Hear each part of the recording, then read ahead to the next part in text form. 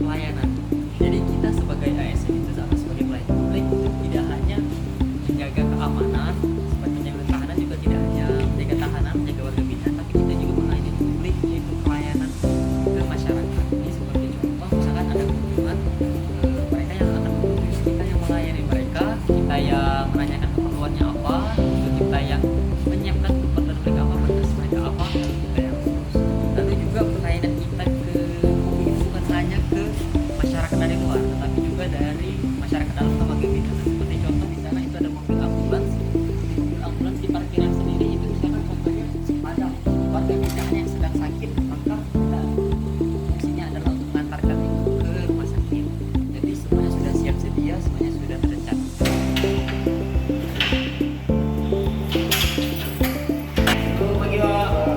Untuk petugas pengamanan bahwa memegang kunci dan juga membuka tutup pintu gedung itu tidak hanya dengan membuka dan menutup pintu saja, tapi kita juga memberikan pelayanan kepada pegawai dan juga kepada masyarakat.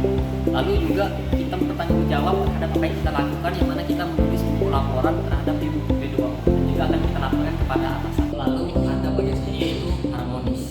Jadi di pegawai Kementerian Imigrasi dan Pemasyarakatan atau CPNS Penjaga Tahanan, terutama saya sendiri, itu kita harus selalu harmonis ke pegawai, ke masyarakat, juga ke warga binaan, karena itu adalah hal yang harus kita lakukan untuk menjaga silaturahmi dan juga menjaga kedamaian dan ketenangan. Itu juga salah satu awal dari DTD atau deteksi dini. Lalu kita sebagai CASN, sebagai CPNS Penjaga Tahanan, kita juga harus adaptif atau bisa beradaptasi terhadap lingkungan.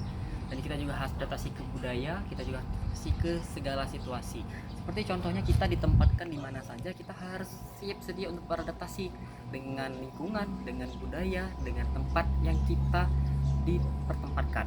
Karena itu juga salah satu hal mendasar atau hal yang harus kita lakukan sebagai calon ASN. Jujur, bagi saya untuk menerapkan 7 hal ini itu sendiri suatu tantangan.